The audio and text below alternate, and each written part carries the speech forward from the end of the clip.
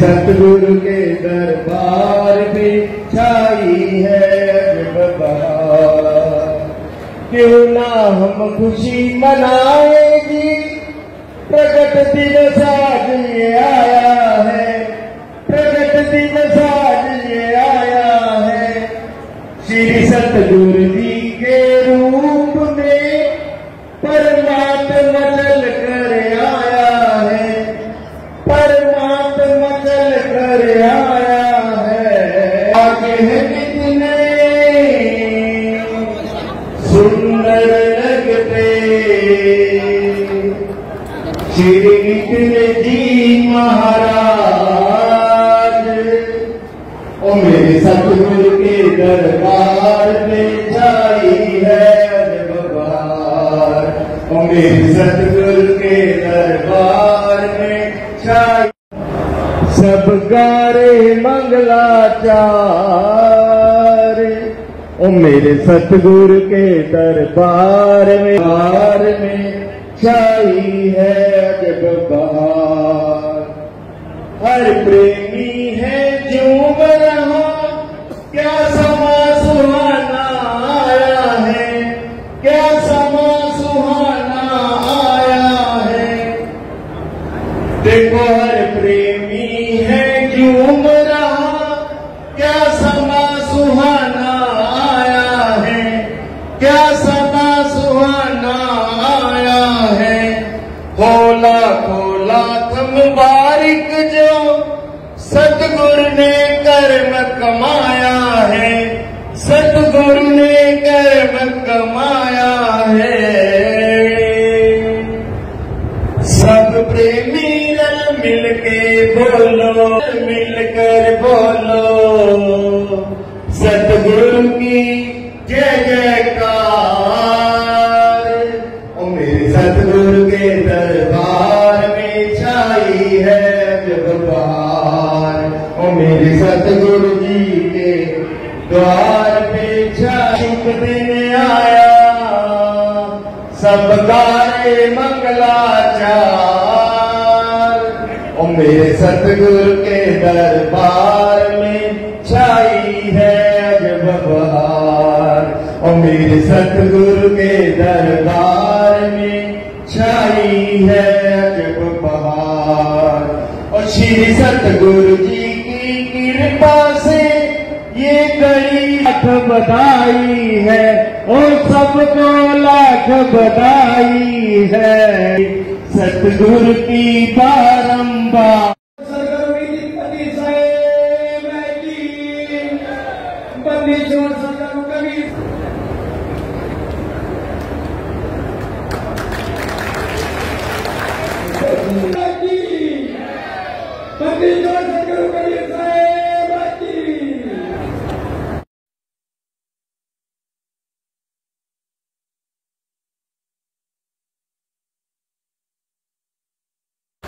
जिम्मेदार police officer माननीय गुलाब सिंह जी और मुकेश जी के द्वारा इस भव्य प्रोग्राम को बहुत ही अच्छी तरह से, बड़ी अच्छे तरीके से इसको निभाया गया पूरी जिम्मेदारी के साथ। एक बार इन दोनों के लिए भव्य तालियां हो जाए।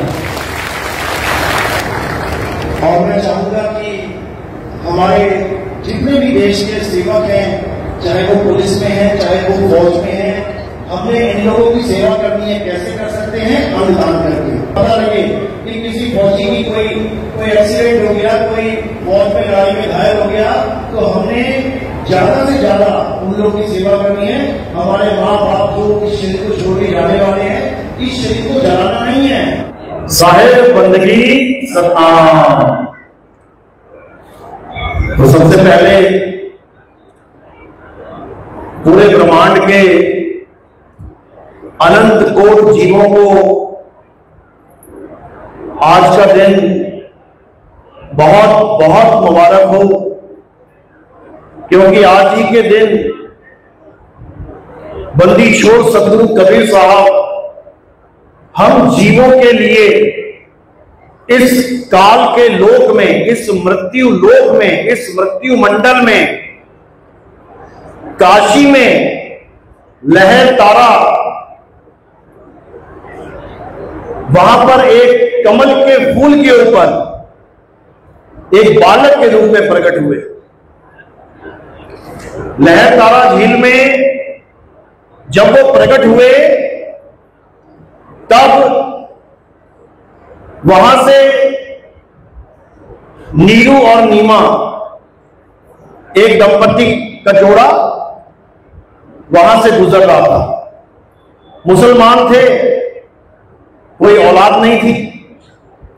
तो कबीर साहब ने जब वहां लीला करी तो उन्हें एक बच्चे की प्राप्ति हुई और उन्होंने उस बच्चे को अपने साथ ले जाके उनका पालन पोषण किया।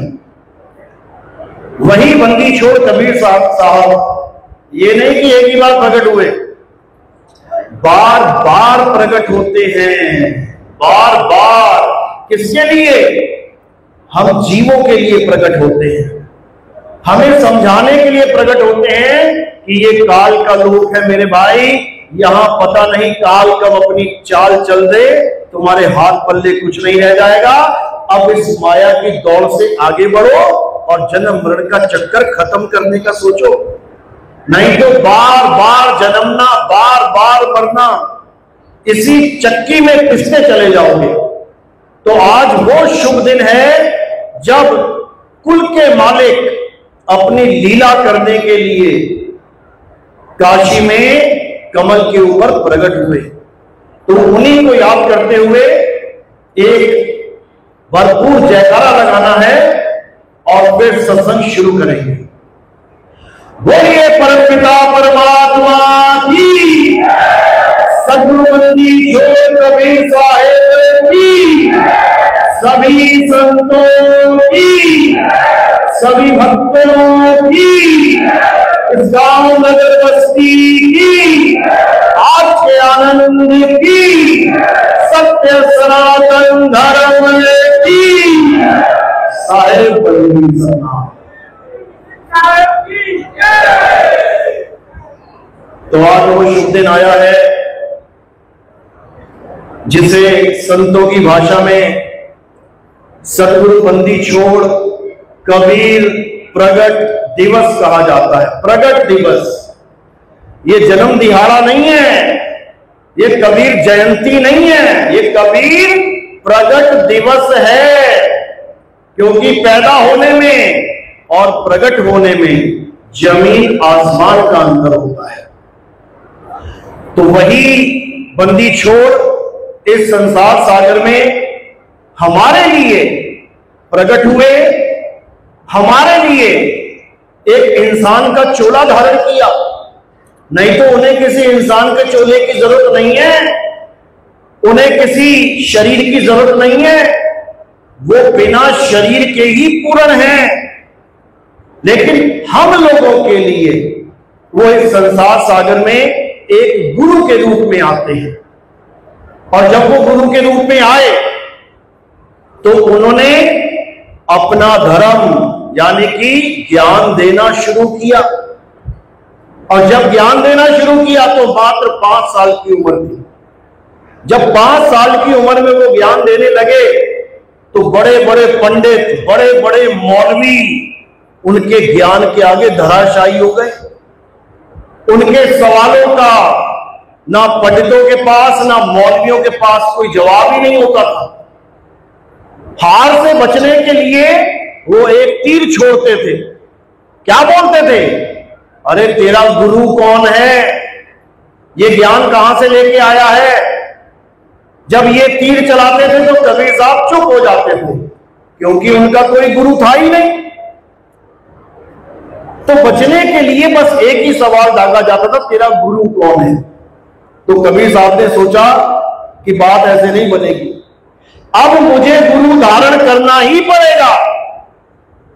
लेकिन उस वक्त जो गुरु थे सबसे मशहूर स्वामी रामानंद जी, वो केवल ऊंची जात वालों को, ब्राह्मणों को ही दीक्षा शिक्षा देते थे। कबीर साहब उनके पास गए कि हमें भी दीक्षा मिल जाए। 7 पर्दे लगा दिए गए कि इसकी शक्ल ना दिखाई दे जाए।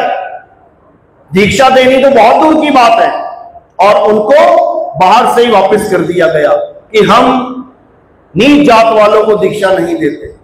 अब करें तो करें क्या, क्योंकि उस वक्त ज्ञान केवल ऊंची जात वाले ही बांटते थे, ब्राह्मण ही बांटते थे। करें तो करें क्या, क्योंकि सब ब्राह्मणों को ही गुरु मान बैठे थे। करें तो करें क्या, तो कबीर साहब ने एक लीला कर डाली। कौन सी लीला? पंचगंगा घाट पे वाराणसी में सुबह सुबह अंधेरे में तड़के 3:30-4 बजे 6 महीने का बालक बनके सीढ़ियों में लेट गए। अब जब गुरुजी आए नहाने के लिए तो क्या हुआ, अंधेरे में राम राम करते जा रहे थे, एकदम पैर सीढ़ी पे जैसे ही नीचे रखा तो कबीर साहब के सिर पे लगा। अब छोटा सा बच्चा 6 महीने का सिर पे पैर लगा तो रोने का नाटक करने लगे, साहेब रोने लगे। अब 6 महीने का बच्चा, वो क्या जाने शूद्र है, राजपूत है, ठाकुर है, बाणिया है, क्या है, उठा के उसको गले से लगा लिया। बोले बेटा रो मत, राम राम बोल। तो जब उन्होंने बोला राम राम बोल तो कबीर साहब को वही दीक्षा हो गई। उन्होंने उसी राम नाम के मंत्र को दीक्षा ले बना लिया। लेकिन उनको पता था मैं कल को जाऊंगा और बताऊंगा गुरुजी आपने मुझे नाम दिया, तो ये मानेंगे नहीं। तो क्या किया उन्होंने, उसी गुरुजी के गले की माला तोड़ दी और सारे मन के गिर गए, मात्र एक मन का कबीर साहब ने अपने हाथ में रख लिया। वही एक मन का तुम लोगों के गले में पड़ा हुआ है। जब नाम दीक्षा लेते हो तो एक मनके की माला दी जाती है, हीरा माला कहते हैं उसे। ये वो निशानी है कि तुम गुरु वाले हो, निगुरे नहीं हो। तो यही मनका कबीर साहब ने अपने हाथों से अपने गले में पहना और चले गए अगले दिन गुरु जी के पास। अब जहां भी ज्ञान देते जा रहे हैं, कोई पूछ रहा है कि भाई तेरा गुरु कौन, तो कहते मेरा गुरु रामानंद। अब पूरे शहर में हल्ला मच गया कि रामानंद तो कब कबीर का गुरु कैसे हो गया, ये तो छोटी जात वालों को दीक्षा देते ही नहीं है। पहुंच गई बात रामानंद जी के पास, बुलाया गया कबीर साहब को। तो कबीर साहब जब वहां पहुंचे, रामानंद ने फिर 7 पर्दे लगवा दिए। हाँ कबीर, तू क्या कहता है, मैं तेरा गुरु तू मेरा चेला? कहते हाँ गुरुजी। अरे मैंने तुझे कब दीक्षा दी? अरे हाँ गुरुजी दीक्षा मिली है मुझे। झूठ बोलता है। नहीं गुरुजी, चल तुझसे मैं बाद में निपटता हूं, पहले मैं अपनी पूजा खत्म करके आता हूं। सुबह का समय है, पूजा करते हैं। कैसी पूजा करते हैं? मन में पूजा करते हैं। मन में कन्हैया की, ठाकुर की मूर्ति को कपड़े उतारे, नहलाया धुलाया, कपड़े पहनाए, माला पहनाई और फिर मुकुट लगा दिया। ये उनकी दिनचर्या थी। अब जब लगे पूजा करने, सारा ध्यान कबीर में है। अब ठाकुर की मूर्ति के कपड़े उतारे, नहलाया धुलाया, कपड़े पहनाए, मुकुट पहना दिया। मुकुट पहना के क्या सोच रहे हैं, अरे ये क्या हो गया, हार तो पहनाया ही नहीं। आज तक ऐसा नहीं हुआ कि बिना हार पहनाए मुकुट पहना दिया हूं मैंने। ये मेरी पूजा खंडित कैसे हो गई? अभी इतना ही सोच रहे थे कि बाहर से आवाज आई, अरे गुरुजी पूजा खंडित नहीं हुई है, आप बिना मुकुट उतारे हार का धागा तोड़ के गले के पीछे से बांध दो, पूजा खंडित नहीं होगी, मुकुट नहीं उतारना पड़ेगा। बस इतना कहने की देर थी और रामानंद भागे गए बाहर कि ये कौन है जो मेरे मन की गति को जानता है, जो मेरे मन के भावों को जान रहा है, जो मेरी मन में पूजा चल रही है उसको जानता है। तो कबीर साहब को अंदर लेके आए, बोले महात्मा जी आप कौन हो? कहते मैं वही हूं जो आपको पंचगंगा घाट पे बालक के रूप में मिला था। तो वो कहते वो तो 6 महीने का बालक था मात्र, तुम तो इतने बड़े हो। तब कबीर साहब ने वहां पे 6 महीने का बालक बन के भी दिखाया, 2 रूप दिखाए अपने। तब गुरु को यकीन हो गया कि ये कोई आम बालक नहीं है, ये जग का तारणहार है। तब कबीर साहब ने अपने गुरु को अच्छे से समझा दिया कि जो ज्ञान मैं दे रहा हूं उसी से जीव का कल्याण होगा। गुरुजी आप भी ज्ञान को समझो। इस दुनिया में एकमात्र कबीर साहब ऐसे गुरु हैं जिन्होंने अपने गुरु तक को ज्ञान दिया है। बाकी सब किसी ना किसी गुरु से ज्ञान लेते ही आए हैं। तो हमें गर्व है कि हम ऐसे गुरु के शिष्य हैं। तो आज उसी गुरु का प्रकट दिवस है। तो जब लीला समाप्त करने का समय आया तो कबीर साहब काशी छोड़ के मगहर जाने लगे। यह प्रचलन में था कि जो काशी में मरेगा उसको जन्नत मिलेगी, स्वर्ग मिलेगा, और जो मगहर में मरेगा उसको दोजख मिलेगी, नरक में जाएगा। तो कबीर साहब ने जाते जाते इस भ्रम को भी तोड़ दिया। वो काशी छोड़ के मगहर पहुंच गए। कहते हैं काशी तज गुरु मगहर आए, दोनों दीन के पीर, और कोई गाडे कोई अग्नि जलावे, खोज न पाया शरीर, जपोरे मन केवल नाम कबीर। तो कहते हैं काशी छोड़ के मगहर पहुंच गए। अब मगहर पहुंचे 120 साल के थे जब, तो सबको संदेशा भेज दिया भी अब जाने का समय हो गया है, आप अंतिम दर्शन करने आ जाओ। तो सारे चेले पहुंच गए। अब उनके चेले हिंदू भी मुसलमान भी, यहां पर भी हिंदू मुस्लिम सब बैठे हैं। हिंदू हिंदू कौन है? हाथ खड़ा करो। ये सब हिंदू हैं। मुसलमान कौन है? हाथ खड़ा करो। ये लोग मुसलमान हैं। सिख कौन है? हाथ खड़ा करो। ये सिख हैं। ईसाई कौन है? अभी नहीं आए, कोई बात नहीं, आएंगे, सबको आना है।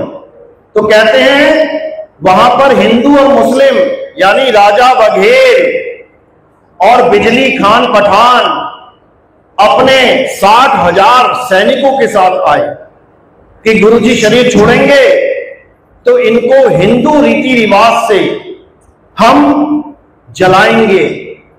अब मुसलमान सोचें गुरुजी शरीर छोड़ेंगे तो हम इनको दफनाएंगे। अब वहां पे तो युद्ध छिड़ गया। कबीर साहब ने देखा माहौल गर्म हो रहा है भाई, अब क्या किया जाए? तो कहते हैं ठीक है, मैं अपनी कुटिया में जा रहा हूं, थोड़ी देर बाद आ जाना, और जिसने जैसे संस्कार करना है कर लेना, पर लड़ो मत। तो क्या हुआ? कबीर साहब कुटिया में चले गए, चादर तान के लेट गए। अब आवाज बाहर से आई, आसमान से आवाज क्या आई?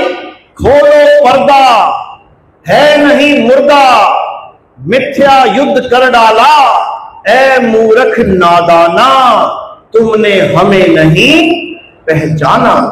जब इतनी आवाज सुनी तो दोनों राजा अंदर भागे। अंदर भागे तो क्या मिला? उसी चादर के नीचे लाश की जगह फूल मिले। जब फूल मिले, अब लाश तो मिली नहीं, अब झगड़ा कौन करे? तो उन्होंने आधे आधे फूल बांट के उसी स्थान पे मंदिर यानी समाधि और मजार, ये दोनों बना दिए। आज भी मगहर में ये आपको दोनों मिलेंगे, आप जाओगे आपको मिलेंगे। तो ये वो संत हैं जो इस दुनिया में जाते जाते भी झगड़ा खत्म करके गए। लेकिन हम उन्हीं संतों के नाम पे आज झगड़ते हैं, लड़ते हैं, मरते हैं। ईसा मसीह के नाम पे, बाबा नानक के नाम पे, मोहम्मद साहब के नाम पे, इलियास के नाम पे, संतों के नाम पे झगड़ा कर रहे हैं। ये नहीं समझ रहे हैं कि सबका परमात्मा एक है, सबका मालिक एक है। बोल सभी रहे हैं लेकिन उसको जान नहीं रहे हैं। तो कबीर साहब यहां हमें समझाने आए थे कि वो मालिक है क्या, उसको जानो। तो उसी एक नाम की महिमा, उसी एक नाम की उसी एक नाम की महिमा कबीर साहब बताने आते हैं। अरे यार, कबीर साहब उसी एक नाम की महिमा बताने आते हैं, और वो नाम क्या है जो आप झंडों पे देख रहे हैं। आप झंडों पे देख रहे हैं, क्या देख रहे हैं? सतनाम। कबीर साहब इस संसार में आते हैं सतनाम बताने के लिए। उसकी महिमा समझाने के लिए। तो क्या कह रहे हैं? सतगुरु सोई सतनाम बतावे और बाकी गुरु कोई काम न आवे। सतगुरु वो है जो तुम्हें सतनाम का भेद बता दे। सतनाम क्या है?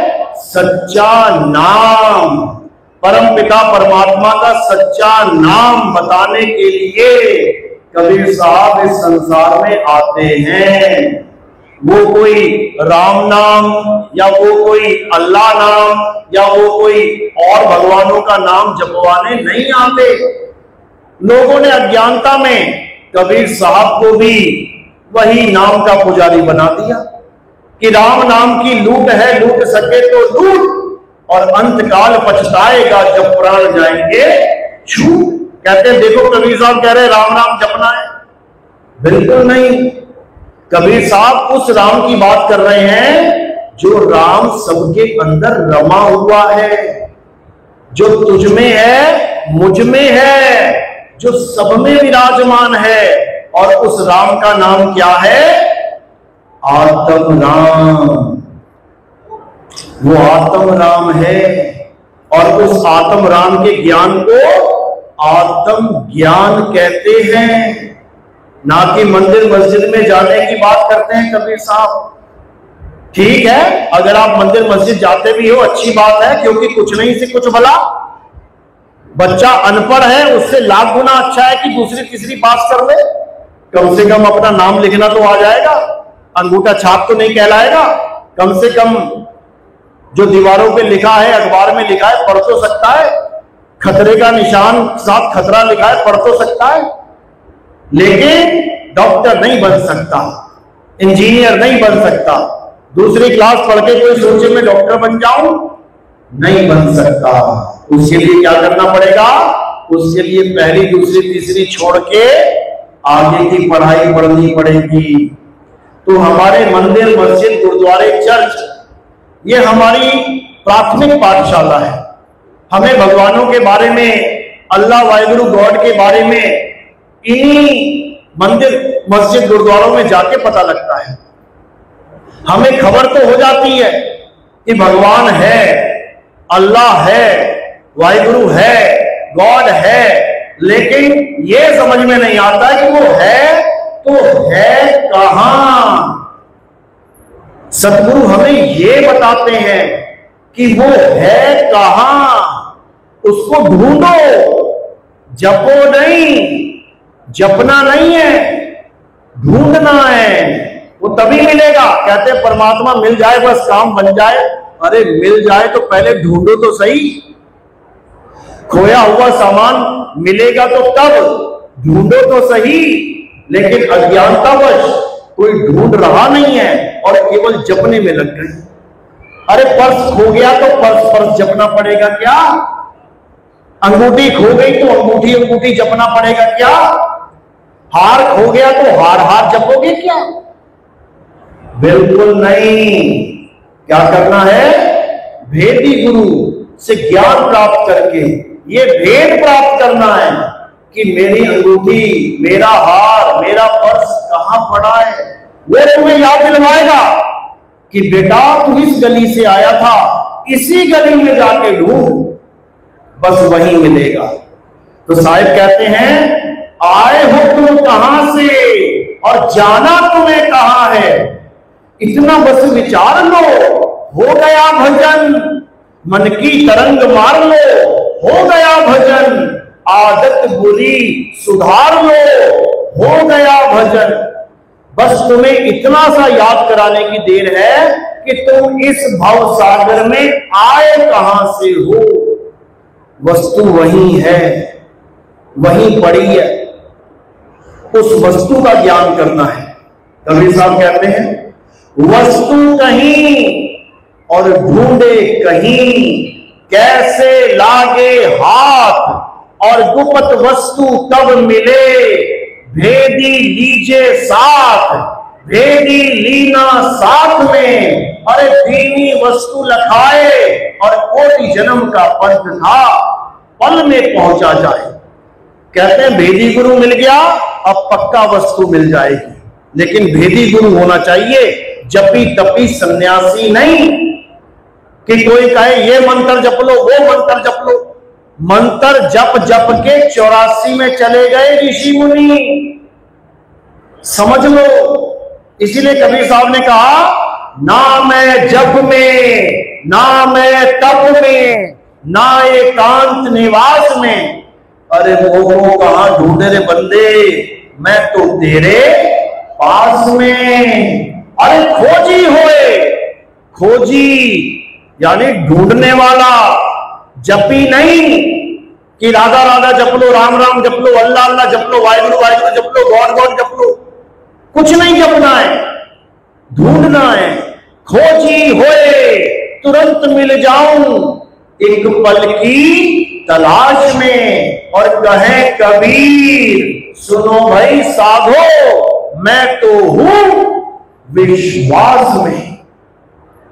तब काम बनेगा मेरे भाई, नहीं तो काम बनने वाला नहीं है। तो कैसे काम बनेगा?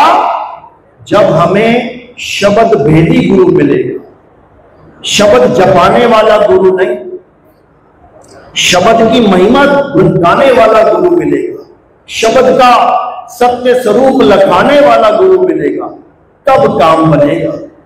तो कबीर साहब समझा रहे हैं कि शब्द हमारा, तू शब्द का, अरे सुन मत जा सरक, और जो चाहे निज रूप को तो शब्द ही ले परख।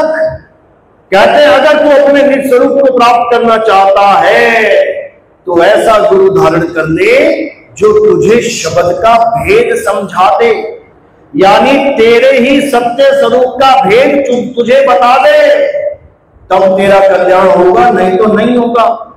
क्योंकि सार शब्द हमारा स्वरूप है, मंत्र जंतर नहीं है जो इंसानों ने बना डाले हैं। साहिब समझा रहे हैं तंत्र मंत्र सब झूठ है, अरे इनमें ना उलझे कोई, और सार शब्द जाने बिना काका हंस ना होए।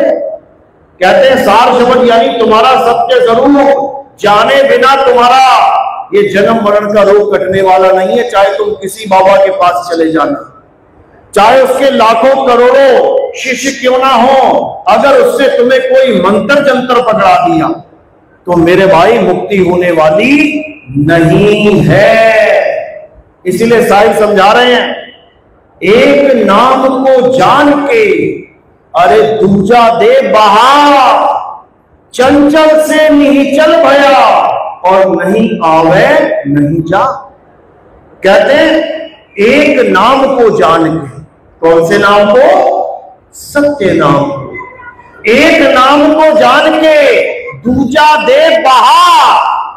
अब बहाना कौन सा नाम है? ये जितने भी नाम इंसानों ने बना डाले हैं, हजारों लाखों करोड़ों नाम इस इंसान ने बना डाले हैं, उसी नामों को पकड़ के बैठ गया है। लेकिन कबीर साहब क्या कह रहे हैं? उन नामों को बहा दे, तब कल्याण होगा। चाहे करोड़ों नाम क्यों ना हो, बहा दे। अरे कोटि नाम संसार में, इनसे मुक्ति ना होए, और गुप्त नाम सतपुरुष का बूझे बिरला कोई। वो सत्य पुरुष का गुप्त नाम, उससे होगा तुम्हारा कल्याण। लेकिन हमें नहीं पता, इसलिए जो कोई गुरु पकड़ा देता है लेके बैठ जाते हैं। अब नहीं, अब जाग जाना है। बहुत सो लिए, अरे मैं कहता हूं जागत रहियो, और तू जाता है सोई रे, और तेरा मेरा मनवा कैसे एक होई रे। मैं कह रहा हूं जागत रहना, और तू सो जाता है गफलत की नींद में। जागने का मतलब ये नहीं कि तुम आंखें खोल के जागते रहना रात भर। जागने का मतलब है होश में आ जाना। होश में आओ, अपने स्वरूप को जानो। अपने आप को ये हाड मांस बाल खाल मत समझ लेना। होश में आ जाओ, अभी बेहोश हो। अभी इस कपड़े को अपना स्वरूप मान बैठे हो, इसलिए बेहोश हो। और जब सच्चा गुरु मिल जाएगा तब तुम्हें होश में ले आएगा, फिर तुम अपने स्वरूप को जान पाओगे। झूठा गुरु क्या करेगा? नाम जपवाएगा, और सच्चा गुरु स्वरूप लखाएगा। सच्चा गुरु क्या करेगा? नाम छुड़वाएगा और सत्य स्वरूप लखाएगा। सोई गुरु पूरा कहावे, जो दो अक्षर का भेद बतावे। एक छुड़ावे एक लखावे, तब प्राणी निज घर को जावे। यानी 52 अक्षरों को छुड़वा देगा और तुम्हें तुम्हारा सत्य स्वरूप लखा देगा। समझ लो। तो कहते हैं गुरुआ तो घर घर फिरे और कौड़ी केर 50, अपने रूप की खबर नहीं और शिष्य करण की आस। आज जितने भी गुरु बैठे हैं, ये नाम मंत्र देने वाले, ये अजपा जाप जपवाने वाले, ये कानों में उंगलियां डलवाने वाले, अनहद नाद सुनाने वाले, ये सब वो गुरु हैं जिनसे सावधान रहने की शिक्षा दी थी कबीर साहब ने। और लोगों ने कबीर साहब को इसमें जोड़ दिया कि कबीर साहब तो जपवाते हैं, कबीर साहब तो अजपा जाप करवाते हैं, कबीर साहब तो अनहद नाद सुनवाते हैं। बिल्कुल नहीं। क्या करे कबीर साहब? अरे जाप मरे, अजपा मरे, अनहद भी मर जाए, सुरत सवाए शब्द में वाको काल ना खाए। क्या कह रहे हैं कि ये जाप के चक्कर में मत पड़ जाना, ये अजपा जाप के चक्कर में मत पड़ जाना कि सोहंग सोहंग सोहंग जप रहे हो, सोच रहे हो मुक्ति हो जाएगी। ये अनहद नाद के चक्कर में मत पड़ जाना कि 5 तत्वों की 5 धुनों को सत्य मान के बैठ जाओ। बिल्कुल नहीं। ये 5 तत्वों की 5 धुनें भी खत्म हो जाएंगी। इसीलिए बोला अनहद भी मर जाए। तो साहिब समझा रहे हैं अनहद के बारे में। अरे अनहद बाजा जमका खाना, 5 तत्व करे घमसाना। अनहद बाजा बिधि बिधि बाजे, सार शब्द न्यारी धुन गाजे। साहिब होशियार कर रहे हैं कि अनहद बाजा जमका थाना, ये पुलिस वालों का थाना होता है ना, वहीं बैठा लेते हैं तुम्हें, बैठ यहीं पे। इसी प्रकार अनहद बाजा जमका थाना, वहीं बैठा लेगा तुम्हें कि बड़ी आनंद वाली धुन चल रही है, अब यहीं बैठ, और तुम सारी उम्र वहीं उसके थाने में बैठे रह जाओ। उसके बाद कान पकड़ के फिर 84 में डाल देगा। तो साहिब सावधान कर रहे हैं। अनहद बाजा जमका थाना, ये 5 तत्व करे घमसाना। ये 5 तत्व का खेल है। इन 5 तत्वों की ही 5 धुनें हैं। तत्व शांत होंगे, धुन भी शांत हो जाएगी। ये वो धुन नहीं है, ये वो सार शब्द नहीं है जिसका हम प्रचार करते हैं। कबीर साहब कह रहे हैं कि सार शब्द नहीं बाची हो, मानो एक बारा, अक्षर पुरुष पेड़ निरंजन वाकी डारा। कह रहे अगर सार शब्द है तभी बचोगे, मेरा यकीन करना। अगर तुम ये जंतर मंतर पकड़ के बैठ गए तो बड़े बड़े योगियों को ये काल खा गया। एक को भी नहीं छोड़ा इसमें। सबके सब काल के मुंह में ही जाएंगे, क्योंकि 3 लोक का राजा यही काल भगवान है। अभी 2 मिनट में युद्ध शुरू कर देना, लाशों के ढेर लग जाएंगे। और ये कहीं आसमान में नहीं बैठा है। कहां बैठा है ये तुम्हारे अंदर बैठा है। जो 2 राष्ट्रपति 2 प्रधानमंत्री जब साइन कर रहे होते ना, हाँ युद्ध शुरू कर देना है, वो अंदर ही करवा रहा है साइन, वही बैठा है, वही अंदर से आदेश दे रहा है, हाँ परमाणु बम मारो। कहां बचोगे? तो कह रहे 3 लोक में लागी आग, और कहे कबीर कहां जई हो भाग। कहां भागोगे? देश छोड़ के चले जाओगे किसी देश में जब परमाणु बम गिरेंगे हर शहर के ऊपर गिर जाएंगे, कहां बच के भागोगे? जमीन के नीचे छुप जाओगे, कहां जाओगे? आसमान में उड़ोगे, कहां उड़ोगे? ये 3 लोग काल भगवान मुंह में लेके बैठा है। कबीर साहब समझा रहे हैं, अरे 3 लोग एक जेल है। और ये बाबा लोग क्या कह रहे हैं? अरे 3 लोग तो परमात्मा ने तुम्हारे लिए बनाया है, ये तुम्हारा घर है परमात्मा का। अच्छा, तो तुम क्यों ठेका लेके बैठे हो कि यहां से मुक्ति दिलवा दोगे? अरे मुझे मेरे परमात्मा के घर से मुक्ति दिलवाने आए हो तुम? इतना भी नहीं समझ पाते ये अज्ञानी जी। तो साहिब समझा रहे हैं, अरे 3 लोग एक जेल है। जैसे हमारा एक योद्धा अभिनंदन पाकिस्तान में पैराशूट से कूद गया था, अब उसको कहां ले गए वो लोग? जेल में। अब कोई कहे अरे वो पाकिस्तान नहीं, वो हिंदुस्तान है, जेल ही हिंदुस्तान है, मान लोगे क्या? नहीं मान सकते। तो कह रहे हैं 3 लोग एक जेल है और पाप पुण्य 2 जाल, सारा जग भोजन बना और खाने वाला काल। अभी तुम्हें नहीं पता ये काल भगवान क्या है? बड़े बड़े ऋषि, बड़े बड़े महर्षि, बड़े बड़े भगवानों को इसने गर्भ में उल्टा लटका दिया। अभी नहीं समझ रहे हो तुम काल भगवान क्या है? बड़े बड़े भक्तों से उन्हीं के भगवानों को श्राप दिलवा दिया। अभी तुम नहीं समझ रहे हो ये काल भगवान क्या है। नारद मुनि के जैसों से 24 घंटे बोलते थे नारायण नारायण। जिस प्रभु का नाम 24 घंटे लेते थे उसी प्रभु को श्राप दिलवा दिया, गंगा जल उठा के श्राप दे डाला। बताओ, ये काल भगवान बहुत शातिर है, याद रखना। बड़े बड़े भक्तों को जो वैकुंठ लोक पहुंच गए, सुदामा जैसे, उनको भी राक्षस बनवा दिया। कैसे बनवाया?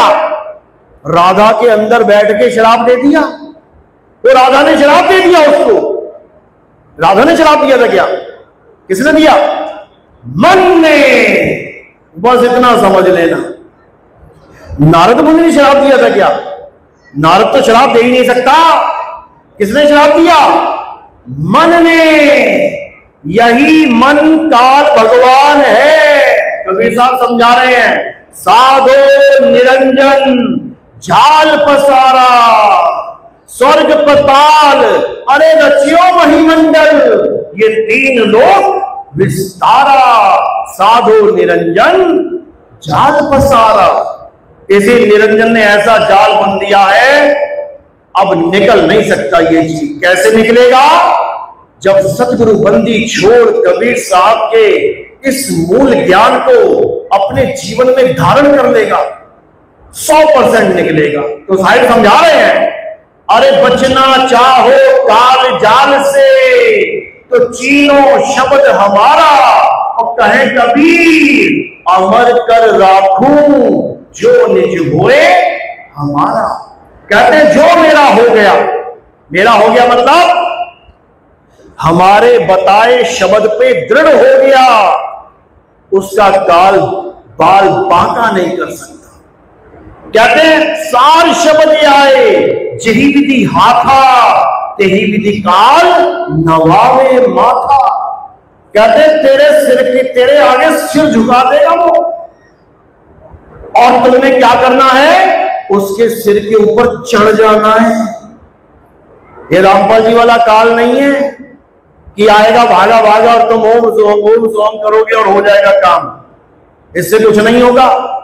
समझ लो ये कौन सा काल है? ये वो काल है जिसके बारे में कबीर साहब समझाते हैं, अरे देव निरंजन सकल शरीरा और कामे भ्रम भ्रम रहल कबीरा। ये वो वाला काल है। हर इंसान के पास अपना काल विराजमान है। सबके पास काल है, अपना अपना काल लेके घूम रहे हैं सारे। अब इसी काल के सिर पे पैर रख देना है।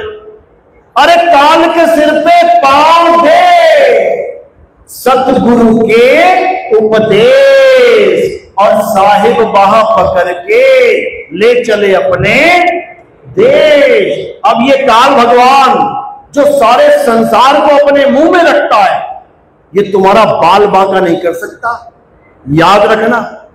ये तुम्हें मार नहीं सकता। क्यों? क्योंकि तुम शरीर हो ही नहीं। तुम क्या हो? तुम आत्मा हो। यही समझा रहे हैं कबीर साहब कि शब्द हमारा तू शब्द का, अरे सुन मत जा सरक, जो चाहे निज रूप को शब्द ही ले परख। अगर अपने आप को जानना चाहता है कि तू आखिर है क्या, तो शब्द भेदी गुरु को ढूंढ। शब्द भेदी गुरु ही तुम्हें तुम्हारे स्वरूप का भेद बता सकता है, अन्यथा हर गुरु तुम्हें आदमी और औरत बना के रखेगा सारी उम्र, और खुद को भी आदमी मान लेगा। अपनी फोटो की अगरबत्तियां करवाएगा, अपनी फोटो की धूप करवाएगा, दिया जलवाएगा। क्यों? क्योंकि वो सोच रहा है ये उसका रूप है। क्यों? क्योंकि अपने रूप को जानता ही नहीं है, अपने आत्म स्वरूप को जानता ही नहीं है। इस हड्डी मांस खाल बाल को अपना रूप मान के उसकी पूजा करवा रहा है, अपना भी जन्म बर्बाद कर रहा है, और लाखों चेलों का भी। अब कहां जाएगा? अभी कहां बैठा है? अभी अपने अपने आश्रमों में बैठा है, खा रहा है, पी रहा है, मजे कर रहा है। लाखों चेले हैं, लाखों करोड़ों रुपया दे रहे हैं, कहीं जाने की जरूरत ही नहीं है। अजगर की तरह पड़ा हुआ है, मजे कर रहा है। अब अजगर की तरह पड़ा हुआ है तो क्या बनेगा? अजगर ही बनेगा। तो साहिब समझा रहे हैं, अरे झूठा गुरु अजगर बना और लख 84 जाए और सारी संगत चींटी बनी, तोड़ तोड़ के खाए। ये जो इंसान जन्म उसने बर्बाद किया है, इतना आसान नहीं है इसका हिसाब देना। अरे एक डॉक्टर गलत दवाई दे दे, इंजेक्शन रिएक्शन कर जाए, अरे तो उसे जान बचानी मुश्किल हो जाती है। यहां तो लाखों लोगों की जानें बर्बाद कर दी। ये जो एक मौका मिला था इंसान जन्म का, ये मौका बर्बाद करवा दिया। अब इसका हिसाब किताब होगा, याद रखना।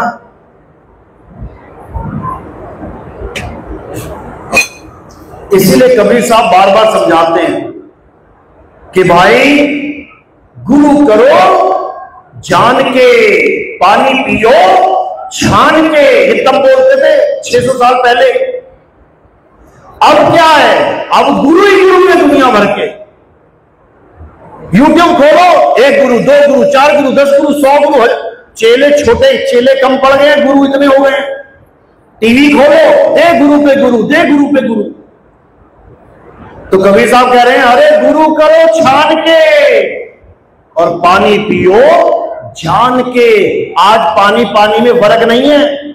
आज जो तुम लैट्रिन बाथरूम में पानी यूज करते हो, अगर वो भी ग्लास भर के रख दिया जाए और आरओ का भर के रख दिया जाए, तुम इन आंखों से पहचान नहीं पाओगे कौन सा पीना है कौन सा गलत है। कह रहे हैं पानी पियो जान के और गुरु करो छान के। पूरी छलनी लगानी है। जब हम छानते हैं तो क्या होता है? मोटा मोटा पार्टिकल ऊपर रह जाता है और महीन महीन नीचे चला जाता है। जैसे हम सूप से जब हम छानते हैं तो गेहूं अपने पास आ जाता है और धूल धक्कर सब बाहर चला जाता है। बस यही मीटर तुमने लगा देना है। तो साहिब क्या कह रहे हैं? कौन सा गुरु धारण करना है? महिमा तो सबकी का ही है। गुरु मेरे सभी बड़े, अपनी अपनी ठौर, शब्द विवेकी पारखी, सो माथे का मोर। महिमा सबकी गाई है, लेकिन कह रहे हैं महिमा जिसकी अपरंपार है, जो सिर का मौर है, वो कुछ और है। वो कौन है? शब्द विवेकी पारखी। वो ज्यादा कुछ करने की जरूरत नहीं है। अगर सब लोग अपने गुरुओं से केवल ये सवाल पूछ लें कि शब्द विवेकी पारखी होता क्या है, 99% जागृति हो जाएगी। लेकिन बेचारा कोई जानता ही नहीं है कि शब्द का विवेक भी करना होता है। वो शब्द को जाप समझ बैठे हैं।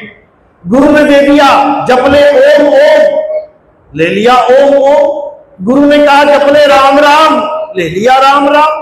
गुरु ने कहा जपले वाहिगुरु वाहिगुरु, ले लिया वाहिगुरु वाहिगुरु।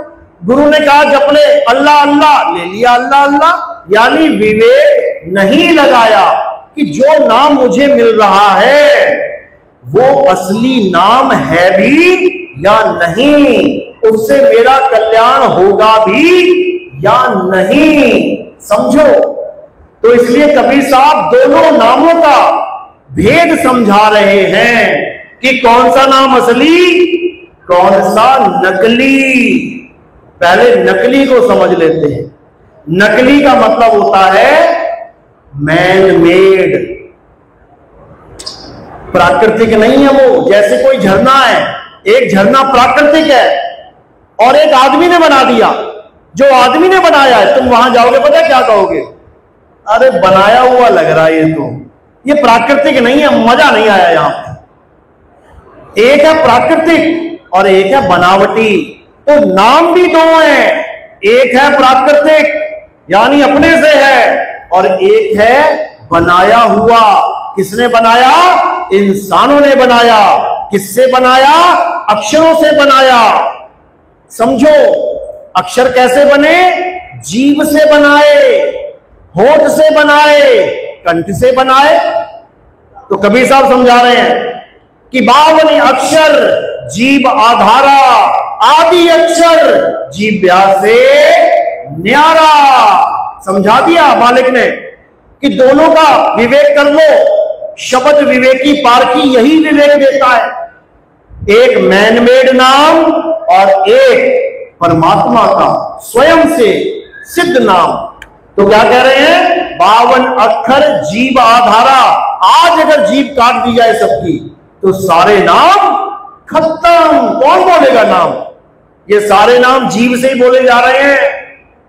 तो कबीर साहब समझा रहे हैं, होठ कंठ लागे नहीं, अरे जीव्या नहीं उच्चार, और गुप्त वस्तु जो लखे सो निज हंस हमार। यानी मेरा हंस वो है जो ये नाम जाप के चक्कर में नहीं पड़ेगा, वो वस्तु को जानेगा, वो वस्तु को पहचानेगा। साहिब वस्तु की बात कर रहे हैं, लेकिन अज्ञानी जीव इसी मंत्रों को साधते रह जाते हैं। मंत्रों को साधने से क्या होता है? रिद्धियां सिद्धियां मिल जाती हैं, फिर फंस गए जाल में। अरे रिद्धियां सिद्धियां भी नहीं चाहिए। क्या चाहिए? अपना आत्म स्वरूप चाहिए। रिद्धियां सिद्धियां आ गए तो एक दूसरे के सिर फोड़ते फिरोगे, माथे फोड़ते फिरोगे एक दूसरे के। समझ लो, ये जितने भी युद्ध हो रहे हैं ये रिद्धियों सिद्धियों के युद्ध हैं। ये जितने भी युद्ध हो रहे हैं ये सब असलहों के युद्ध हैं। मेरे पास AK-47 है, अच्छा मेरे पास AK-56 है, आजा फिर। मेरे पास हाइड्रोजन बम है, अच्छा मेरे पास एटम बम है, आजा फिर। ये सब रिद्धियां सिद्धियां ही हैं। इनसे परे होना है, अपने आत्म स्वरूप को जानना है कि मैं क्या हूं। जिस दिन तुम्हें यह समझ में आ गया कि मैं क्या हूं, उस दिन तुम्हें समझ में आ जाएगा कि वो क्या है। क्योंकि जो तू सो हम, इसी को सिखों ने यहोवा बोला है, ईसाइयों ने, यहूदियों ने। इसी को मुसलमानों ने अनल हक बोला है। इसी को हिंदुओं ने अहम ब्रह्मस्मि बोला है। इसी को सब संतों ने अपना सत्य स्वरूप बोला है। इसी को ईसा मसीह ने I and my father are one बोला है। इसी को साईं बाबा ने, जब उनका इंटरव्यू लिया गया मजिस्ट्रेट के सामने, उनसे सवाल जवाब हुए, तब जब उनसे नाम पूछा तुम्हारा नाम क्या है, बोले साईं। कहते तुम्हारे पिता का नाम क्या है, बोले साईं। वो हैरान हो गए कि जो बाप का नाम वही बेटे का नाम, ऐसा कैसे हो सकता है। वो समझ ही ना पाएगी वो बात किसकी चल रही है। अरे सत्य स्वरूपी नाम साहिब का, सो निज नाम हमारा। जो परमात्मा का नाम है वही मेरा नाम है। तो परमात्मा का क्या नाम है? परमात्मा का नाम सत्य नाम है। और मेरा नाम भी सत्य नाम है। इसीलिए कहते हैं सतगुरु सोई सत्य नाम बतावे, बाकी गुरु कोई काम ना आवे। सतगुरु वो है जो तुम्हें तुम्हारा नाम दे दे, किसी और का भावन अक्षरी नाम ना जपवाए। तो कह रहे तो ही मोही तो ही अंतर कैसा। ये अंतर को ही खत्म करना है। जिस गुरु ने अंतर छोड़ दिया तो समझ लो कि शब्द निरंतर मिलने वाला नहीं है। और जिस गुरु ने अंतर ही खत्म कर दिया, समझ लो अब वो दोबारा 84 में जन्म मरण में आने वाला नहीं है। तो नानक साहब क्या कह रहे हैं? आत्मा परात्मा एको करे, अंतर की दुविधा अंतर मरे। गुरु ऐसा मिल जाए जो सारे अंतर ही खत्म कर डाले, तब समझना कल्याण होगा। नहीं तो आना जाना कभी खत्म होने वाला नहीं। तो आज वो समय आ गया है जिसके लिए बड़े बड़े संतों ने, बड़े बड़े महात्माओं ने, हर धर्म की किताबों ने संकेत दिया था कि एक ऐसा समय आएगा जब चारों तरफ त्राहिमाम हो रहा होगा। जब चारों तरफ इतना झगड़ा, इतने युद्ध, इतने भूकंप, इतनी मारकाट, इतनी बीमारियां फैल गई होंगी, तब एक ऐसा ज्ञान उदय होगा। और कहां होगा? अमेरिका में, जर्मनी में, जापान में, कहां होगा? भारत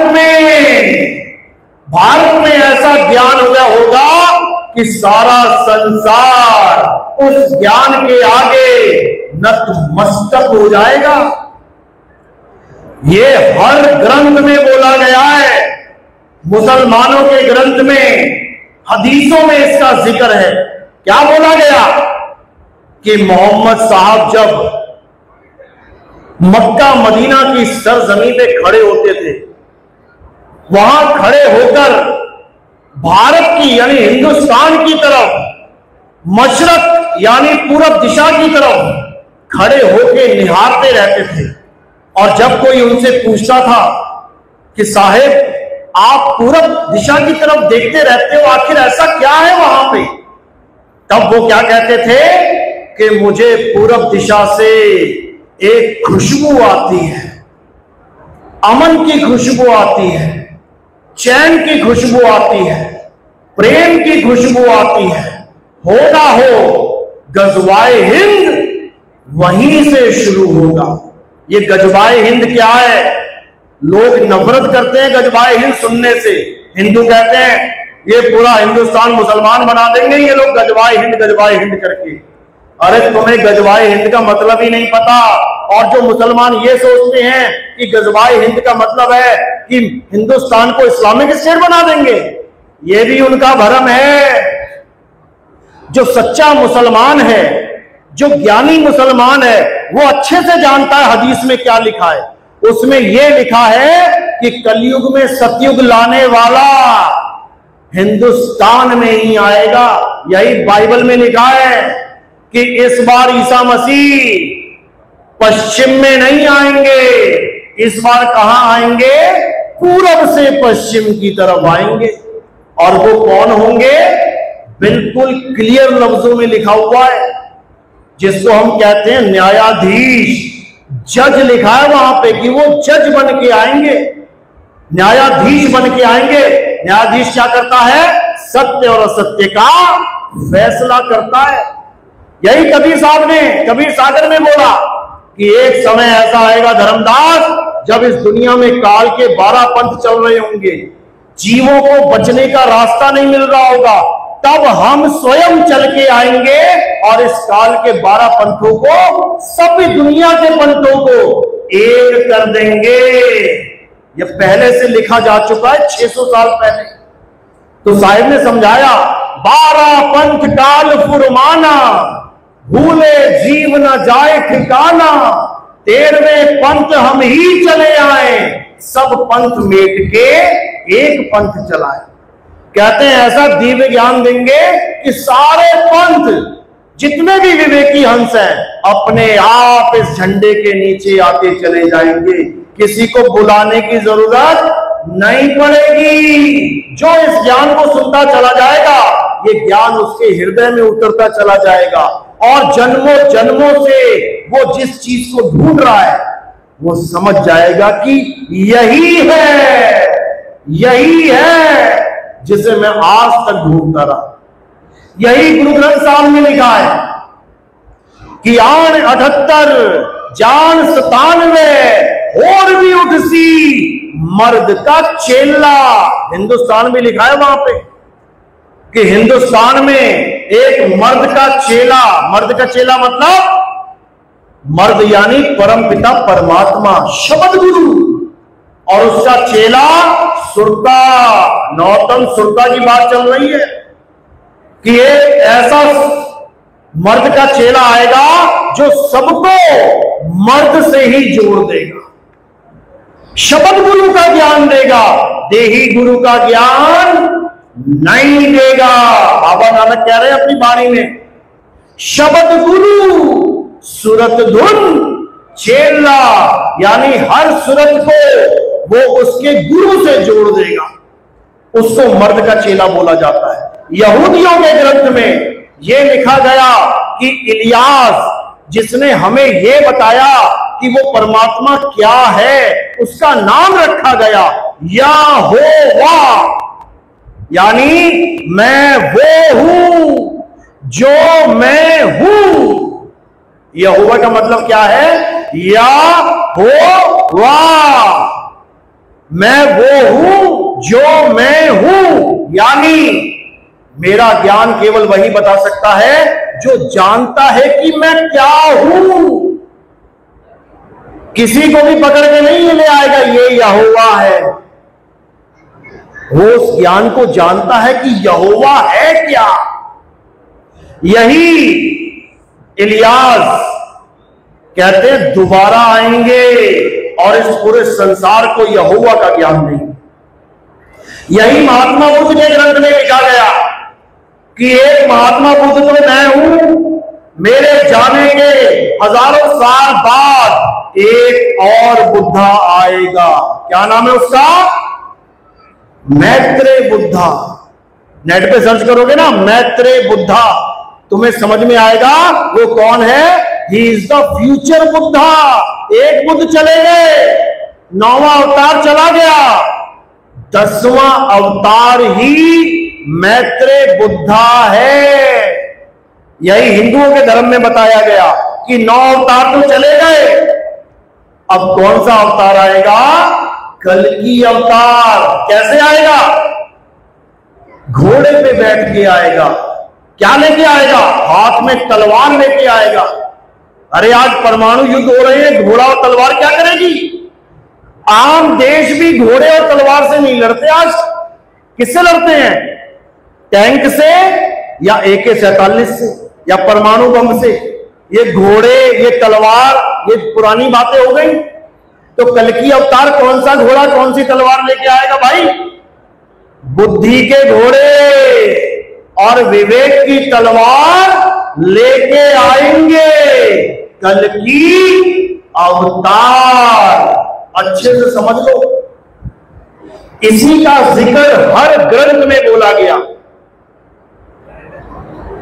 बाबा जय गुरुदेव ने क्या बोला कि अभी तो जो मैं पंथ चला रहा हूं ये तो छोटा सा पंथ है, अभी तुम्हें पता भी नहीं होगा कि आखिर पंथ कहते किसे हैं।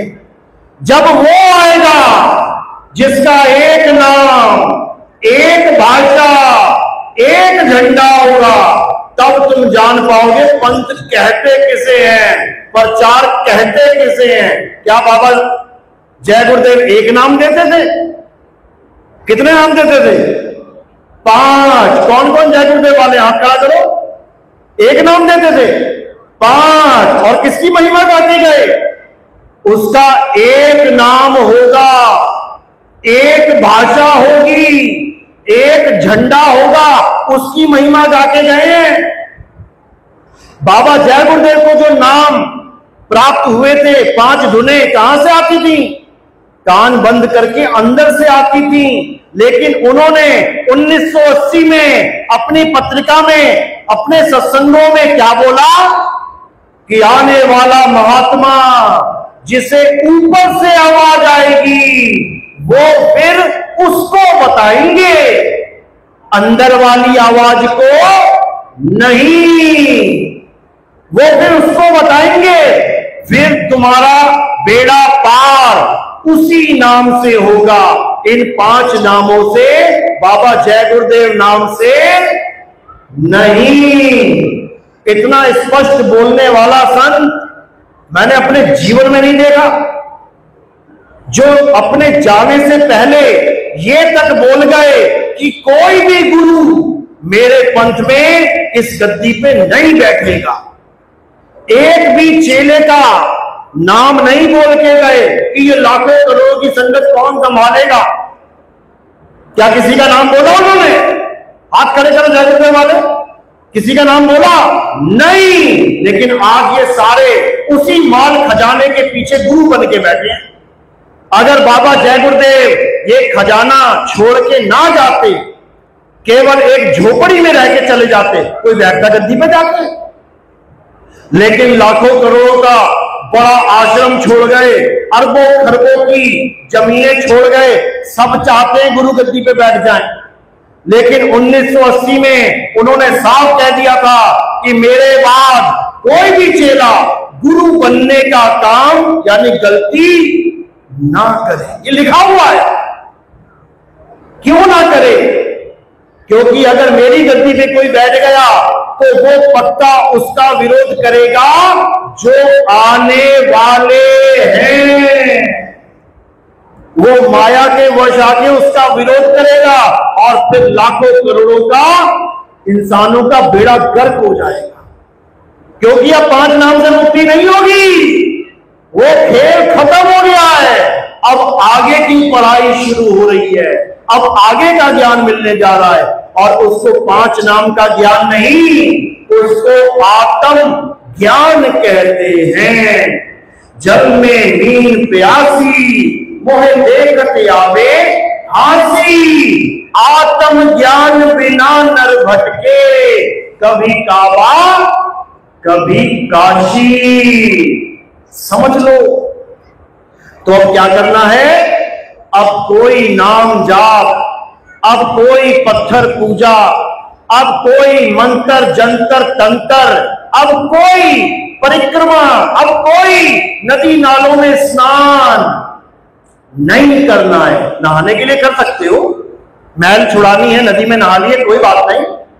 लेकिन कहो मैल छुड़ाने के साथ पाप कर्म भी छूट जाएंगे, वो ना छूटे। और जो तुम्हें भरमा रहे हैं कि 400 कोस दूर से तुम गंगा गंगा गंगा कहते हुए आओगे, तुम्हारे सारे पाप कट जाएंगे। अच्छा, कर दो किसी का कत्ल, कर दो, कहीं डाका डाल दो और फिर गंगा गंगा गंगा कहते हुए आ जाना बनारस तक, हरिद्वार तक, काशी तक। पाप कर्म खत्म हो जाएंगे, कट जाएंगे पाप। जेल जाना पड़ेगा, कोई तुम्हारे पाप कर्म नहीं काट सकता। अरे गंगा को खुद श्राप लगा है, तब तो इस धरती पे आई है। इतिहास पढ़ के देखो, श्रापित है तभी धरती पे आना पड़ा। जो भी भगवान धरती पे आया है श्राप खा के आया है। विष्णु जी को आना पड़ा श्राप खा के, अरे राम जी को आना पड़ा श्राप खा के, कृष्ण जी को आना पड़ा श्राप खा के, सुदामा को आना पड़ा श्राप खा के, राधा को आना पड़ा श्राप खा के, सीता माता को आना पड़ा श्राप खा के। ये दुनिया है ही श्रापित लोगों के लिए। समझ लो कैसे श्राप दिए जाते थे। बैकुंठ में बैठे हुए, थोड़ा सा मनमुटाव हुआ, मैं तुझे श्राप देता हूं कि जा मृत्यु लोक में जाके जन्म ले। बता, ये श्रापित लोगों के लिए है। ये कोई बहुत बढ़िया चीज नहीं है कि यहां पे भगवान जी प्रकट हो रहे हैं। श्रापित हैं वो लोग, समझो। लेकिन परमात्मा की दया हो जाए तो इस श्रापित भूमि पर भी तुम्हें मुक्ति मिलेगी, 101% मिलेगी। लेकिन जब तुम्हें ये विवेक जाग जाए कि मुक्ति कहते किससे है, मुक्ति चाहिए किससे है, मुक्ति होती क्या है, तब समझ पाओगे मुक्ति मुक्ति करने से मुक्ति नहीं मिलती, जुगती अपनाने से मुक्ति मिलती है। मेरी बात समझ में आ रही है? किस किस के समझ में आ रही है? हाथ खड़ा करो जरा। सारे ज्ञानी बैठे हैं आप लोग, 100/100। बहुत अच्छी बात है। अब यही ज्ञान अपने पास मत रख लेना छुपा के। अगर पानी रख लोगे ना अपने पास बचा के, सड़ जाएगा। पैसा रख लोगे अपने पास छुपा के, पड़ोसी खाएगा, मर जाओगे छोड़ के यहीं पे। इस ज्ञान को छुपा के नहीं रखना है। अब इस ज्ञान को उजागर करने का समय आया है। कहते हैं मूल ज्ञान तब लग छुपाई, जब लग द्वादश पंथ न मिट जाई। अब द्वादश पंथ मिट चुका है, अब इस ज्ञान को उजागर करना है। 12 पंथ प्रकट हुए उजियारा, 13वें पंथ मिटे सकल अंधियारा। अब एक नितिन दास नहीं है। कौन कौन नितिन दास है? हाथ खड़ा करो। बस यही देखना चाहता था मैं। अब एक एक गली में नितिन दास बोलेगा और ऐसा बोलेगा कि सामने वाला धराशायी हो जाएगा। बस तुम सत्य की डोर पकड़ के रखना, अगर छोड़ दी तो तुम्हारा भी वही हाल हो जाएगा जो वाक्यों का होता है। तो इसलिए अब कुछ नहीं करना है, अब अपने सत्य स्वरूप में आना है और घर घर डंका बजाना है। चलो, तो आज का सत्संग यही था। मैं कहना चाहूंगा कि सारे जगतवासियों को कबीर साहब के प्रकट दिवस पे लाखों लाख बधाइयाँ, करोड़ों बधाइयाँ। और कि कबीर साहब का जो सिद्धांत है हम उसको जाने, हम आत्मज्ञान को पहचाने। हम सब आत्मा हैं, अलग अलग शरीर धारण करके हम अलग अलग दिखाई दे रहे हैं। अलग अलग शरीर धारण कर लिए हैं, इसलिए अलग अलग धर्मों में, जातों में चले गए हैं। अब हमने एक होना है, आत्मज्ञान को प्राप्त करना है। आत्मज्ञान ही वो ज्ञान है जो सारे संसार को एक कर सकता है। उसके बिना हम एक नहीं हो सकते। ये झगड़े, ये नफरत, ये फसाद, ये दंगे कभी खत्म नहीं हो सकते। केवल आत्मज्ञान ही हम सबको एक कर सकते। हमसे दर्शक जुड़ सकते हैं। हमारे YouTube चैनल है कहत कबीर सुनो भाई साधो।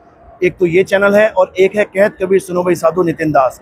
आप और भी चैनल देख सकते हैं। आप केवल नितिन दास के सत्संग लिखेंगे, आपको 50 चैनल, सैकड़ों चैनल मिल जाएंगे। साधना टीवी पे भी हमारे प्रोग्राम आते हैं, आप उससे भी जुड़ सकते हैं। ईश्वर टीवी और दिव्या पे भी हमारे प्रोग्राम चलने वाले हैं। साहिब जी, गाजियाबाद में आपके लगातार कार्यक्रम हो रहे हैं। दिल्ली में कब और किस तरह से आने वाले वक्त में प्रोग्राम होंगे? दिल्ली में भी हमारे प्रोग्राम होंगे, बिल्कुल होंगे। गाजियाबाद हमारा बहुत ही बढ़िया भव्य प्रोग्राम होता है हर बार, और हम चाहेंगे कि दिल्ली में भी हो और बहुत जल्दी हो।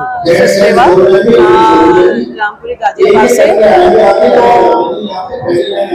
और जो है मैं यहाँ पे पिछले 20-50 साल से मैं अपने यहाँ इस मन से जुड़ी हूँ, के ज्ञान से जुड़ी हूँ। ज्ञान जो है ये वो एक सच्चा ज्ञान है, और यहाँ यही ज्ञान जो है परमात्मा से सीधा मिलाने वाला ज्ञान है कि हम इस ज्ञान के द्वारा ही परमात्मा से मिल सकेंगे। खुद को जानना ही खुदा को जानना है। हम जब तक खुद को नहीं जानेंगे हम खुदा को नहीं जान सकते। तो यही सच्चा ज्ञान है। इसके अलावा और कोई ज्ञान हमें समझ नहीं आ रहा, क्योंकि कबीर जी ने कहा है कि ना मैं जप में, ना मैं तप में, ना मैं अनुराग में, वो कहा ढूंढने ने बते, मैं तो तेरे पास में। तो वो हमारे पास ही है और हम ढूंढते हैं मंदिर और मस्जिदों में। तो यहाँ आके मुझे सच्चाई नजर लगी। हमारे गुरु ने हमारे को डायरेक्ट परमात्मा से जोड़ा है। हम एक गुरु होते हैं जहाँ अपने साथ जोड़ के रखते हैं, और यहाँ गुरु वो रास्ता पता चला जो एक परमात्मा से जुड़े हम। तो इतना मतलब अब मेरे को आत्मिक ज्ञान पता चला यहाँ पे कि आत्मा का आत्मा से प्रेम और ज्ञान क्या होता है। तो मैंने यहाँ पर जाना है, तो मैं और महसूस भी किया मैंने, और दीक्षा के अकॉर्डिंग मैंने उसको अनुभव भी किया है। तो मैं इसको बिल्कुल श्योर हूँ कि मैं आज यहाँ पे जो 3-4 साल से जो यहाँ भक्ति की है, मैं बिल्कुल 101% श्योर हूँ। और मैं सब भगत भाइयों को ये कहूंगी कि इस ज्ञान को समझें और अपने जीवन का कल्याण करें, क्योंकि नहीं तो ये जीवन, अगर मनुष्य जीवन हाथ से निकल गया तो फिर तो सब व्यस्त है, फिर तो कुछ भी सब गया। फिर तो सबसे मैं यही विनती करूंगी कि सब ज्ञान को समझें। साहिब बनगी, मैं उदयपुर से हूँ और मैं स्टार्टिंग से भक्ति मार्ग में हूँ। तो मेरे जीवन में मैंने कई गुरु किए, कम से कम लगभग 8-10 गुरु मैं अभी तक कर चुका हूँ। लेकिन मेरा लक्ष्य था कि मुझे उस परमपिता परमात्मा को प्राप्त करना। लेकिन मैं जहाँ भी गया, लेकिन हर गुरु ने कुछ न कुछ दिया। किसी ने मंत्र दिया, किसी ने जप दिया, किसी ने तप दिया, किसी ने कुछ दिया। लेकिन जब मुझे नितिन साहिब जी का सत्संग मिला तो उन्होंने मुझे जो कुछ भी दिया वो सब चुरा लिया और उन्होंने मुझे वो परमपिता परमात्मा दे दिया, जिसकी खोज में कई युगों से ऋषि मुनि पीर पैगंबर सब उनकी खोज में लगे हुए हैं। वो नितिन साहिब जी ने हमें उनके स्वरूप के बारे में बताया और हमें बताया कि आपका स्वरूप और परमात्मा का स्वरूप अलग नहीं है, आप और वो एक ही है। और हर गुरु किसी न किसी मत से पंथ से जोड़ रहे हैं, लेकिन हमारे जो सदगुरु है नितिन पति साहिब, वो किसी से न जोड़ के वो हमें हमारी आत्मा से जोड़ रहे हैं और हमारी आत्मा में ही उस परमपिता परमात्मा के दर्शन करवा रहे हैं।